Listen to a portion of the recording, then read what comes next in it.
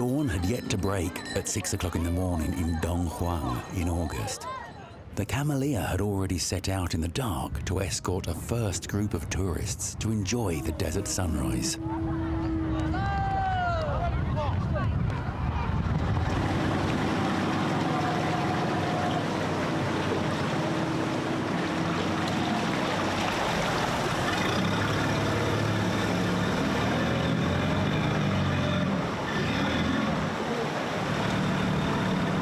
Mattina e sera la città dei veneziani, colori, è bellissima, anche l'aria stessa di questo orario.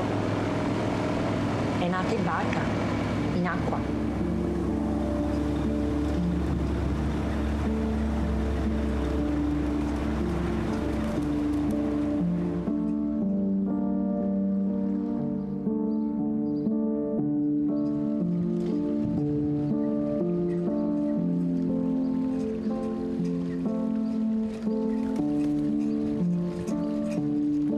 Dunhuang and Venice are around 6,500 kilometers distant from each other. The journey time is at least 15 hours, including transfers. But in previous ages, the journey would take weeks, months, or years. Travelers and traders would meet at various entrepots along the way, exchanging goods and stories. A bold few might have made the whole journey.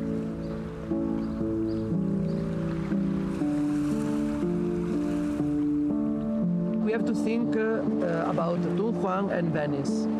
So, two places very far away, geographically and chronologically. You know, when Dunhuang knew its golden age, Venice didn't exist yet, or was just going to become a city. So we have a kind of chronological gap between the two places. When Venice became important, we already had the caravans along the sea. Dunhuang was important when the caravan trade was working along the mainland.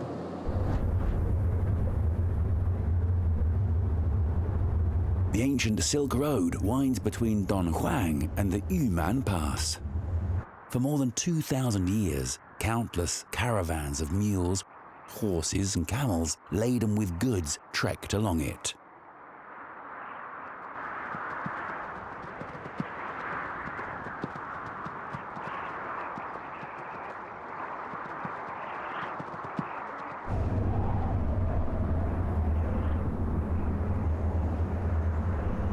Camels have long been seen as symbolic of the Silk Road. The twin-humped Bactrian camel is the beast of that road. They can carry loads of up to 200 kilograms, traveling non-stop for 4 or 5 days. They can smell water from several kilometers distance, predict sandstorms and navigate a previously taken route on their own. These skills have made them the famed ships of the desert, linking east and west.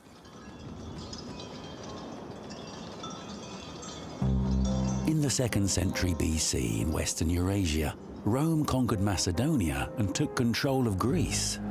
Central Asia, south of the Caspian Sea, was dominated by the Parthian Empire.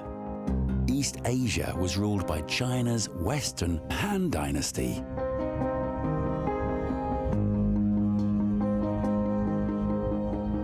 North of the Han Empire, the nomadic tribes of the Xiongnu dominated what is today's Mongolia.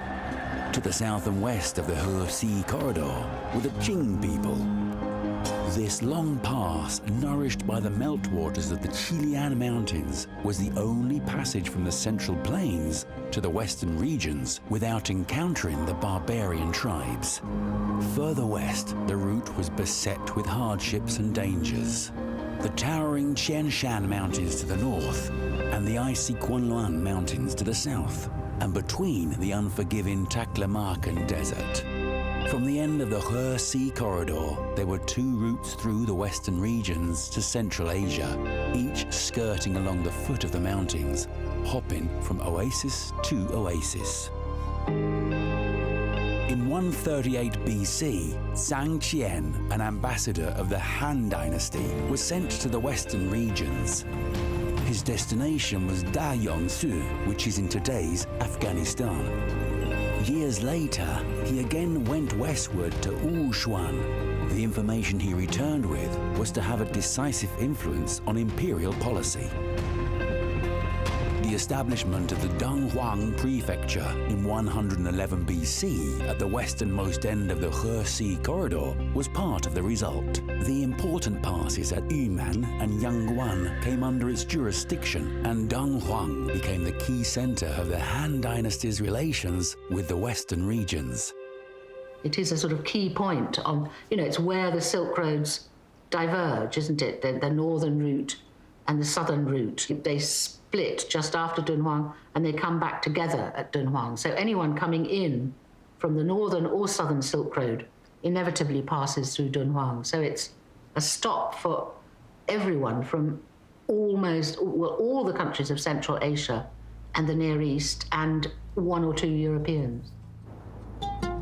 Beacon towers and the Great Wall had already begun to be built north of the He Sea corridor in the 2nd century BC. The Han Dynasty also set up a communications system consisting of post roads and courier stations. In the Dunhuang manuscripts of the Tang Dynasty, the patterned guidelines of Cazhou records 19 courier stations under the jurisdiction of Dunhuang in the first half of the 8th century AD. Built at traffic hubs with a good water source, these courier stations provided material supplies, accommodation, advice, and other support for travelers. They were also responsible for the reception of government officials and merchants and the transmission of government decrees and documents. Xuantren Courier Station, 64 kilometers east of Dunhuang, was a key post connecting the empire and the western regions during the Han and Tang dynasties. It's the largest and oldest ruins of a courier station discovered in China. More than 70,000 cultural relics have been unearthed from the site. These include more than 20,000 inscribed bamboo slips, which detail the postal system and traffic through the area during 400 years of the Han Dynasty, from the 2nd century BC onward. The mileage books contain records of the 14 courier stations and related mileage details from the Tangshan in Wuwei Prefecture to Yantran in Jiutran Prefecture. It was a unified traffic guide necessary for every official courier station.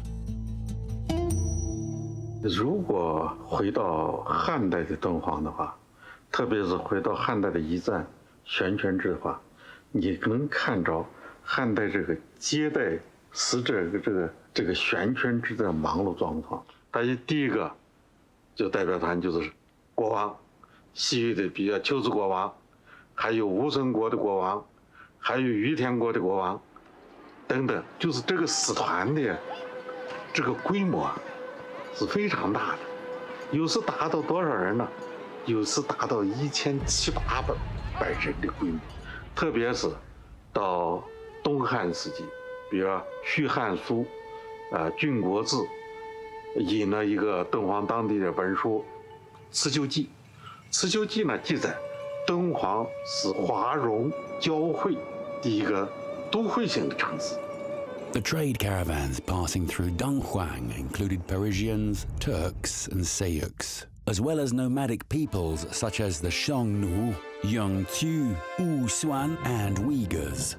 Among them, the most active traders were the Sogdians, famed for their commercial acumen. Speaking about the trade routes of Asia in early medieval, late antique time, we cannot ignore the outstanding role of these relatively small people. From the 4th century AD at least, we see this splash of Sogdian culture all over the world, and the first reference to them appears in Dunhuang. In 1907, at the beacon site 90 kilometers northwest of Dunhuang, British-Hungarian archaeologist and explorer Mark Auriel Stein found 8 letters in Sogdian. They'd been written in about 313 AD. The one numbered as number 2 is the most complete. It was sent by a Sogdian businessman named Nanai Vandak. In the letter, he writes to his partner in Samarkand of the turbulent situation when the Xiongnu overran Luoyang. He also mentions traveling from Dunhuang to Xinjiang to sell linen and discuss several deals, including how 32 musk pouches should be distributed. From this evidence, it's safe to say that in the 4th century AD, the Sogdians already had trade outlets in Dunhuang and other cities with established trade routes. However, the route to wealth was precarious. Extreme natural conditions, war and bandits could turn any journey into a harrowing adventure. A caravan could cover about 20 kilometers a day on the flat of the Gobi Desert. But in shifting sand dunes, this might be cut to 15. In some waterless sections of the road, travelers could pick out the route from the bones of fallen men and beasts.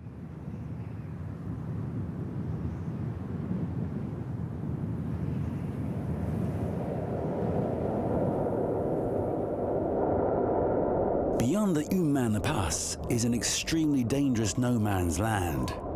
The strange Yardang landforms wrapped in darkness seems to induce hallucinations. What was a lake long ago has turned into a vast sea of sand. The 30+ degree temperature difference between day and night makes rocks shatter and emit eerie ghost-like cries and howls. Caravans on the Silk Road often traveled together in groups, up to several hundred people strong. There were often monks, scholars and craftsmen among them. They would pass through many oases along the way. In addition to maintaining the peace among the travelers, guarding against thieves was a key concern.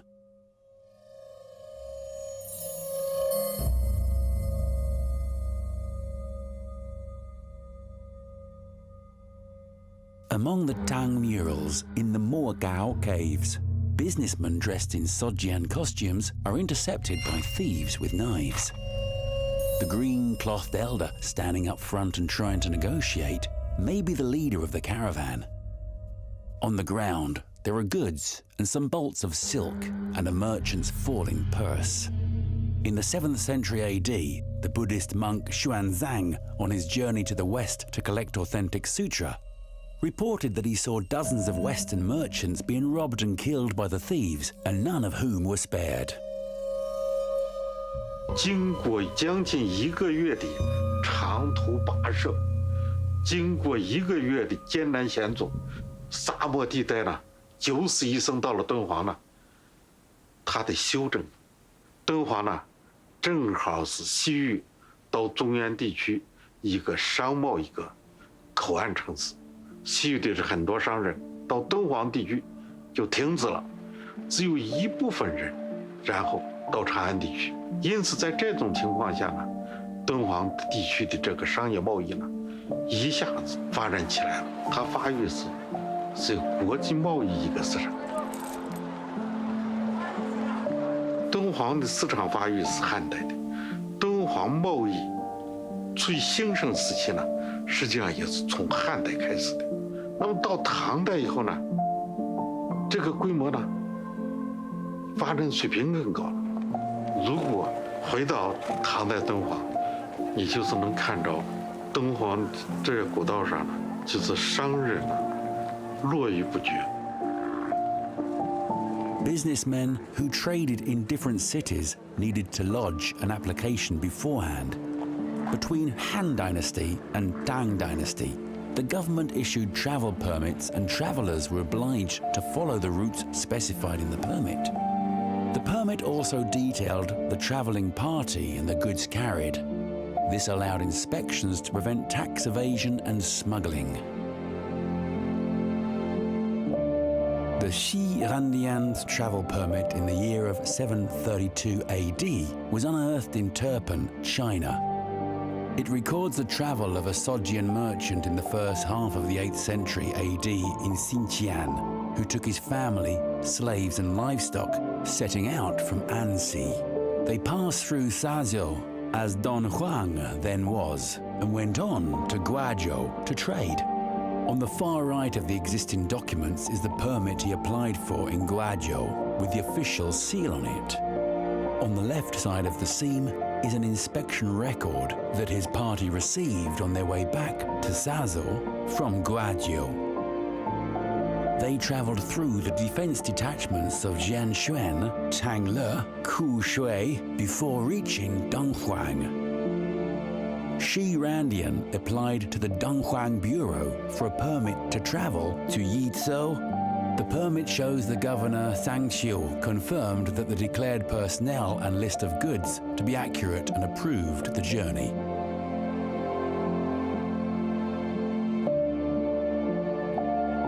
The travel permit shows the meticulousness of the customs system under the Tang. It also bears witness to the prosperity generated by trade over sanctions of the Silk Road. 敦煌你它虽然是个非常小的一个边境城市，但是它的交流的面呢是非常大的。北边呢到蒙古高原上，南边呢到青藏高原上，西边呢整个到西域地区，乃至于到中罗马，这个地区呢都是敦煌这个交流视野之内的。In the 1st century BC, Venice was still a desolate marsh. However, Chinese silk was already transported to Rome via Parthia and India. The 8th century AD saw prosperity rise in Dunhuang as the Tang dynasty reached its zenith. The collapse of the Western Roman Empire had seen much of Europe and the Mediterranean area fragmented. The Eastern Roman Empire, also known as Byzantium Empire, with its capital at Constantinople, today's Istanbul, was still an important trade center between East and West. In the 7th century, Islam emerged from the Arabian Peninsula and expanded rapidly, reshaping the whole of Europe and Asia. Further west, the Franks crossed the Alps and captured the Lombard Kingdom, setting the conditions for the establishment of the Holy Roman Empire. At this point, Venice was sandwiched between these greater powers.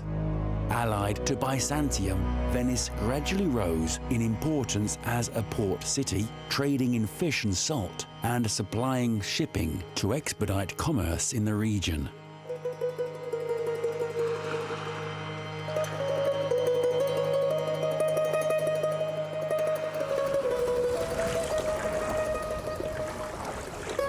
Questa è la gondola più antica, si chiama Sandolo, è l'altra imbarcazione tradizionale veneziana che insieme alla gondola viene utilizzata per trasportare persone.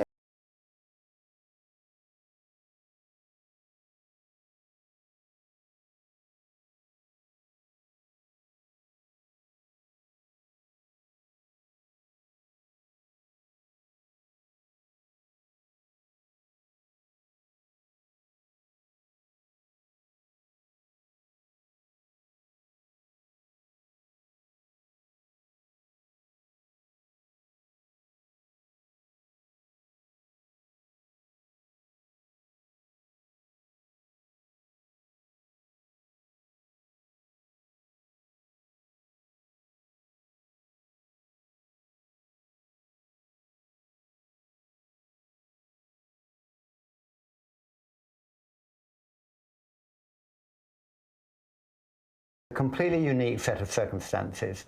Venice is a place which has nothing. It has no crops, it has no land, it has very few natural resources. They're going to have to work together, really. We say in English, they're all in the same boat.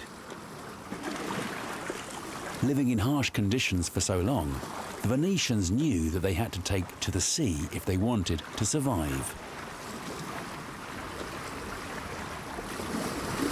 I veneziani erano marinai, navigatori estremamente abili e nello stesso tempo dovevano essere anche guerrieri, perché i viaggi nel Mediterraneo, e non solo nel Mediterraneo, erano estremamente pericolosi. The islands and bays across the east coast of the Adriatic Sea provide plentiful shelter for sailing vessels, but also hiding places for pirates. Most pirates on the Adriatic Sea were slaves who moved south due to the decline of the Byzantine Empire. Based mainly in Dalmatia, they harassed the maritime traders of Venice. In 998, a Venetian fleet set sail under the 26th Doge, Pietro II Orsiolo. Acting in the name of the Byzantine Empire, the Venetians launched a furious campaign against the pirates. Thereafter, they built a chain of fortresses along the eastern coast. These strongholds running north to south provided protection for the merchantmen, along with repair facilities and warehouses. However, to push further out into the Mediterranean, they needed more ships and more ports.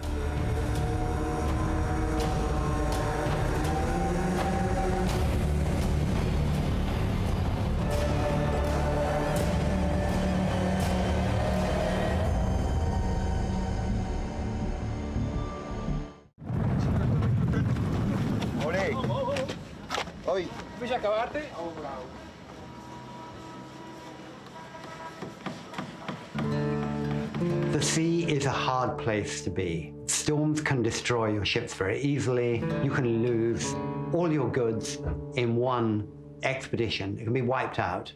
They knew, because they depended completely on trade, that they needed to quality control all the aspects of shipbuilding.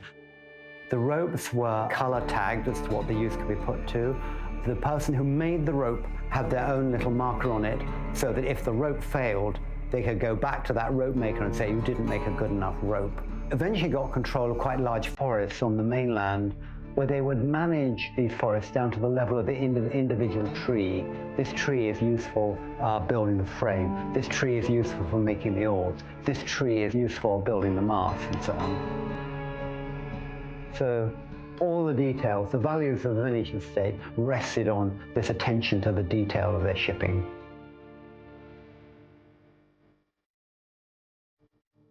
In the 12th century, in response to the increasingly intense competition in maritime trade, Venice set up a state-owned shipyard.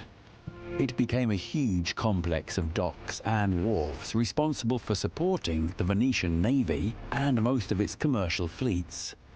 Between 2,000 and 2,500 people worked there every day. Skills of the trade were passed down from generation to generation. Based on an assembly line using standardized production, the armory maintained amazing output. At its peak, a new ship was launched every day.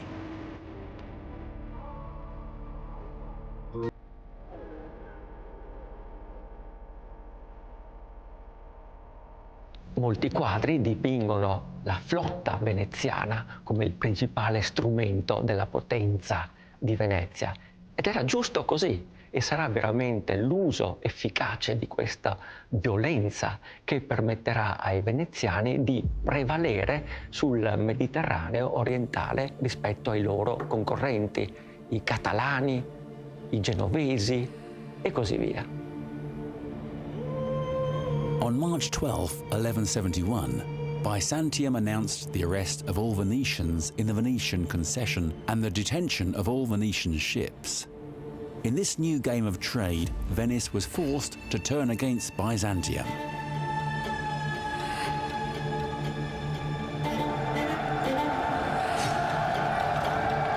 In 1202, Venice joined the Fourth.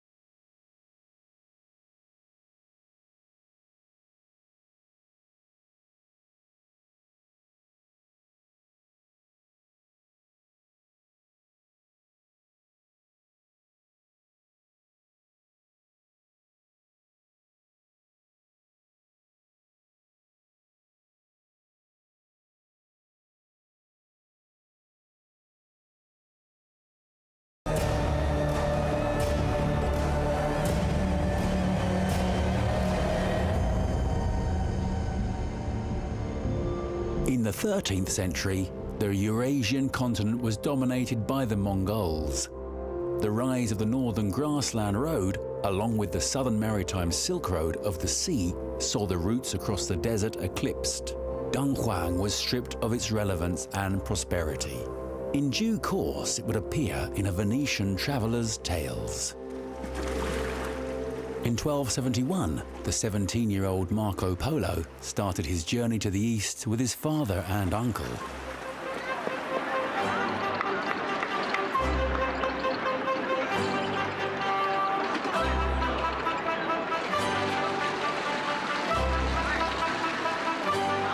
All voyages would set out from the basin of St. Mark, in front of the Doge's palace, effectively. They would probably come out of the arsenal through the arsenal gates. You would have recruited your crew probably on the waterfront there in the days and weeks ahead for the voyage. Ropes, barrels, all being loaded onto little boats and taken out to the galleys, which would be slightly offshore.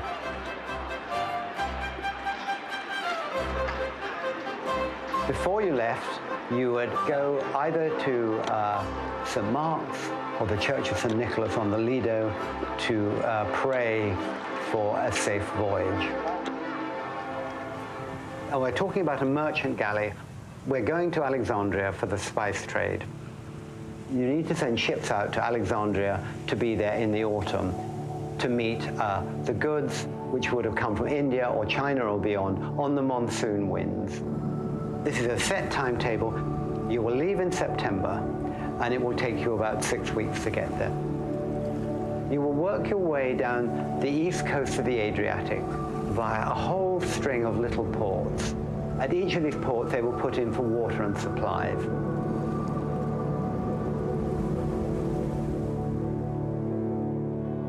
An author of a nautical journal from the 15th century identifies himself to be Michael of Rhodes. On June the 5th, 1401, Michael signed a contract as an oarsman and joined the Venetian fleet. In due course, he found himself promoted to helmsman and deck captain, and finally became an advisor to the shipping council. He kept a log of experiences in the fleet for over 40 years. The journal describes the several voyages he made to Flanders. Michael recorded the vessel, a galley, as 36.9 meters long and 6.12 meters wide, the flag with the lions of St. Mark flying from its bow. The ship could carry 250 people. It was mainly used to transport precious goods like spices and silk. In the event of attack, the crew would put down their oars and take up arms.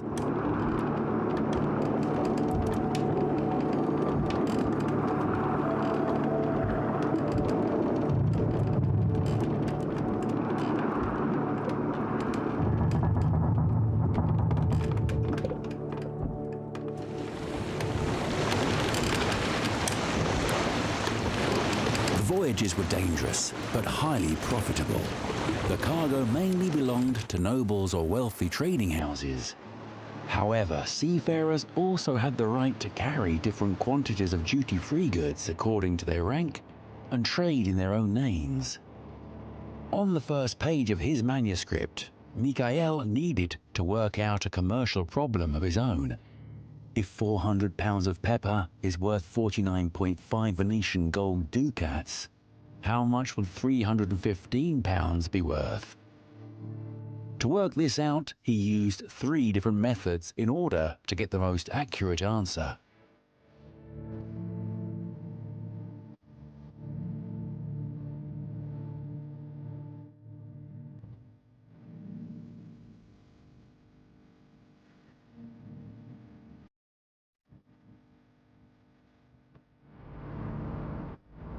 Money is not the only thing for which he needed to accurately calculate.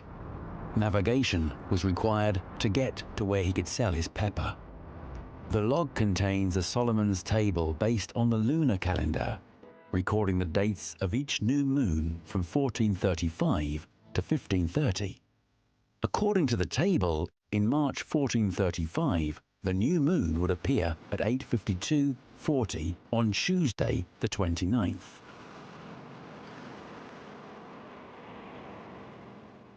Using the Solomon's table, Venetian merchant ships could accurately schedule their arrival and departure from ports. Timely and reliable delivery of their goods was crucial to the Venetians' commerce. Seafaring, just-in-time delivery, they brought all these principles together. Venetians took memory courses in improving your memory before you set out on these voyages, because they had to be very smart, very alert. Everybody is out to cheat you. There are enormously lengthy commercial manuals that the Venetians had, giving them written information about how the weights and measures worked in different places. He's talking about nutmeg. Nutmeg should be big and firm. You want to pierce the shell with a needle, and if it yields water, it is good. And if any other way, it is not worth anything. The reeds of cassia should not make a sound when a man shakes them. All this stuff was written down. They knew they had to learn how other people work. So if you leave in September, it's a 3-month thing, and you would come back just at about Christmas time, middle of the winter. And this tremendous emotional moment for the returning people. The galley workers, who had an incredibly tough time, would take off all their old clothes and throw them away and come in dressed in their best clothes. You would see the golden angel on the top of the campanile welcoming you back. All the church bells would ring because they knew the spice fleet was coming in and this was good for business. The goods that came into Venice would be taxed, then they would be transshipped and they would be taken up the Grand Canal to the Rialto.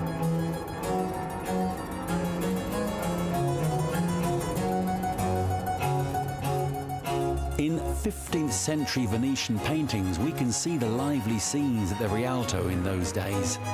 Faces from all over the world are gathered on the promenade beside the canal, exchanging news from the major ports and the price of goods.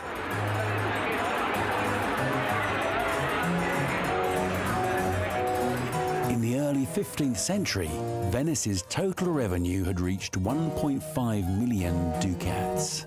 Venetian gold ducats became a widely circulating trading currency in Europe. In the Rialto Square, the promenade next to Saint-Jacques Church is famous for its banks. From the 13th century, Venetian moneylenders would set up benches there offering their services.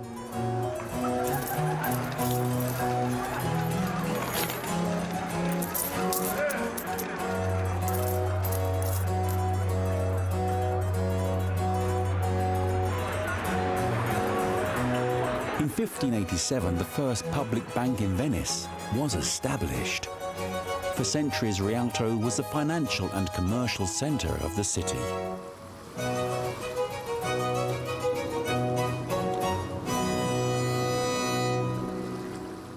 Se noi volessimo confrontare la storia economica e politica di Venezia alle fasi di un essere umano, potremmo dire che la nascita corrisponde ai periodi, ai secoli dell'Alto Medioevo sino all'XI secolo, quando la città progressivamente cresce. La piena maturità si colloca tra il XIV e il XVI secolo. La città raggiunge lo status di vera e propria potenza mediterranea.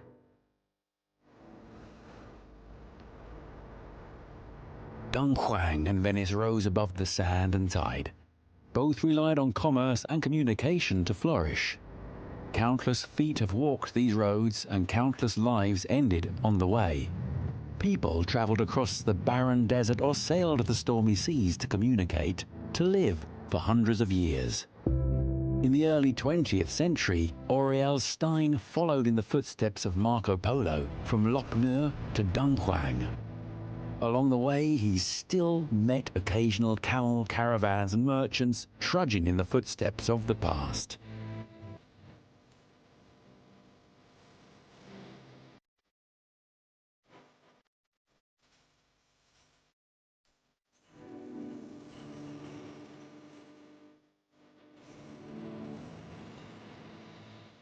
People who traded along the Silk Road, they didn't know that they are on the Silk Road. It appears in 19th century. Before that, it was not termed like that. So the Silk Road is a modern concept. And I think one of the things that we have to remember is that a lot of people didn't travel from A all the way to B. They didn't go from China to Rome, for example. It wasn't a huge number of people who would have gone the whole length of a caravan route. I mean, you've got people like Zhang Qian doing it in the Han Dynasty on a specific sort of diplomatic mission. People tended only to do little bits. You know, you would trade from this oasis to that oasis, then your goods would be handed on. So it's the materials that did. You know, the silk goes from one end to the other. Short trips accumulate and become long journeys. The routes emerge and fade with human migration, welfare, or change of regime, weaving a huge web over the earth and sea.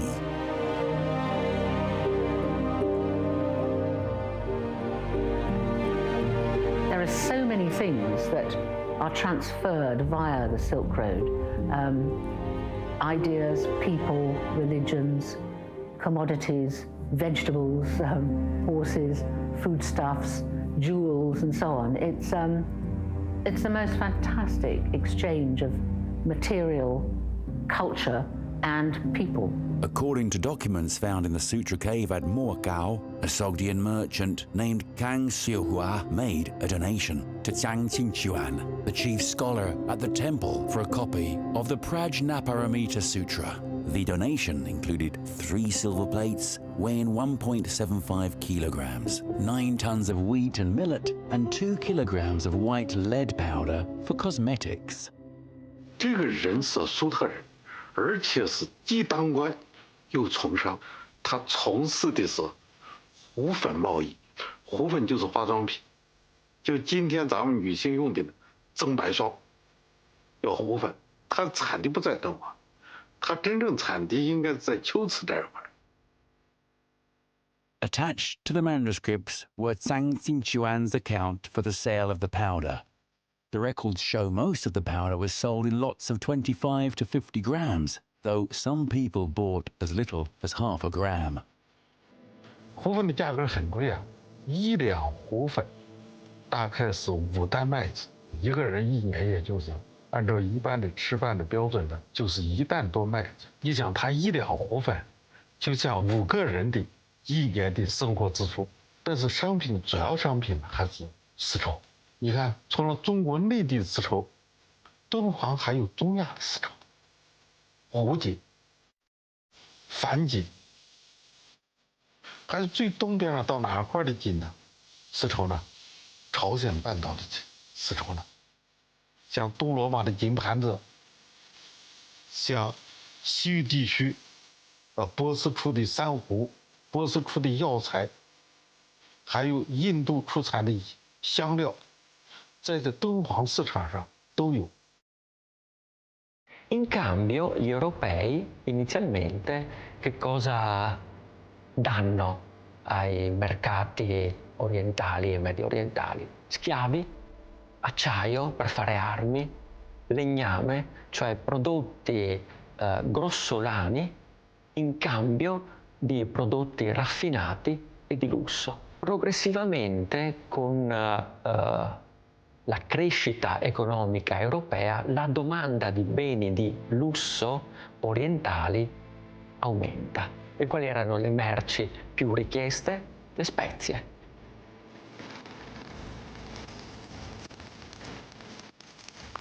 It is a dream product. It's very lightweight. You get a lot into the hold of your ship. The markup would be huge because you sell it out in small quantities. It was kind of like a luxury product, particularly as we move into the high Middle Ages. You know, you sort of get a wealthy middle class. People would pay quite a lot of money. And all those palazzo on the Grand Canal, the wealth that we're looking at that has gone into houses has all come out of, probably as much as anything, out of the spice trade, actually.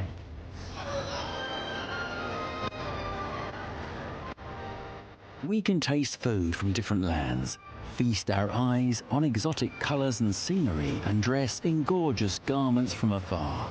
Persian carpets mentioned in Tang Dynasty documents from Dunhuang can be seen in pictures of the Venetian Doge. The lotus pattern is found both in the Morgao caves and the splendid garb of the Virgin Mary. Lapis lazuli from Afghanistan colours the sky in Dunhuang murals and the purest blues in Titian's paintings.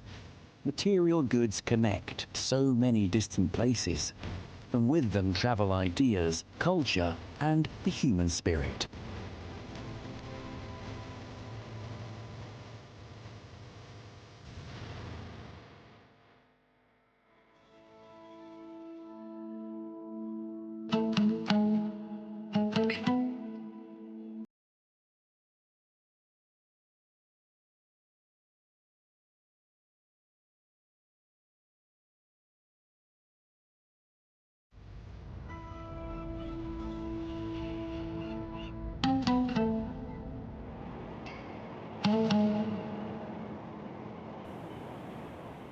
There are two crossroads of different civilizations. Venice was a gateway to the east, and Dunhuang was also a gateway to the west. In these 2 points, many civilizations met. I suppose, I was lucky to encounter the Silk Roads through Dunhuang manuscripts, the Diamond Sutra, the world's earliest dated printed book. But that has this colophon at the back, which says it was printed in 868 AD. So there is no other book in the world that is earlier. It's incredibly long, nearly 25 feet long. It's a huge enterprise. It's very elegantly printed, and it's it's very beautiful too, and China should be extremely proud of that. And when you look at the manuscripts and you find that you've got ones in Indian languages and different scripts and Tibetan and Khotanese, different people, different ideas, in terms of philosophy, in terms of religion, and also different style, you realize what a kind of amazing kind of melting pot that the place is. These languages, crossing rivers, mountains and deserts, tell us that this road was not only a road of trade, but of communication in the deepest sense.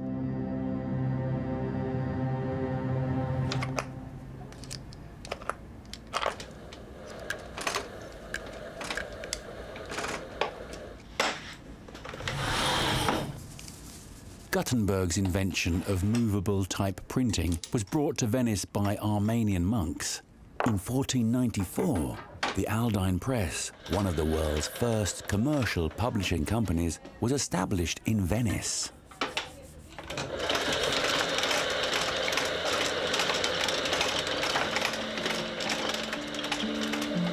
At the beginning of the Renaissance, Venice became the centre of the Italian publishing world. Knowledge and information converged in Venice before spreading to the whole of Europe. A Venezia esistevano 450 torchi, che sono queste macchine per stampare, e si stampava libri per tutto il mondo, perché stampare il primo Corano, stampare il primo libro di musica, stampare il primo libro di cucina, e la stampa, ricordiamoci che è stata maestra del progresso, dissipando l'ignoranza, per il semplice fatto che in pochi anni ho raccolto dei libri, cataloghi, e tanti parlano di Marco Polo, la Via del Seta, però c'è il collegamento Venezia-Cina. Deve essere una simbiosi, insieme si cresce. According to Marco Polo's recollections of his Marco Polo's travels, he visited Dunhuang in the late 13th century. 700 years later, more people crossed sand and sea, heading west from Dunhuang. 心里边可能是沿着那个地图，顺着那个丝绸之路，已经就是往这个方向一直在走了好多遍。因为我们站在丝绸之路的东边，然后我就老觉得它这个是丝绸之路的一个西边的一个终点似的。 48 boxes full of exhibits went from Dunhuang overland to Beijing and onto the port at Tianjin. There, they were loaded onto a ship, and after a voyage of 50 days, they arrived in Venice.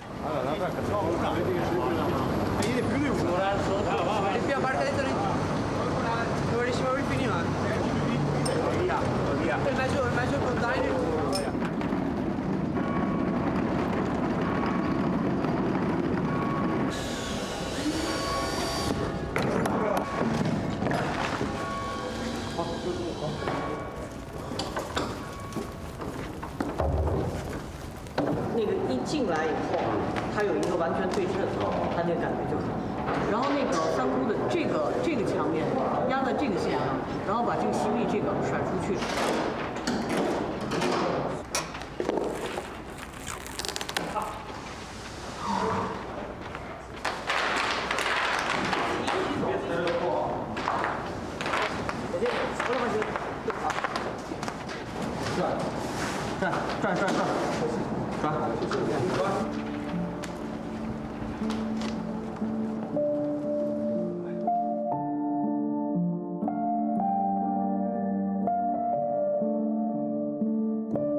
我感觉到的就是两个不同地域这种交融交错，我觉得在单一文化形态内是很难达成的，所以我喜欢这种穿行感。So this is the meaning of Silk Roads, being together, sharing experience, but also not from my point of view, also from other people's point of view.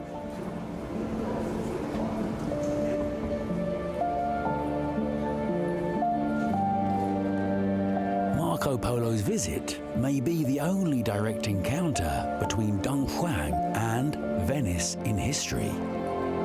Today they unite once more in a novel and long-awaited manner.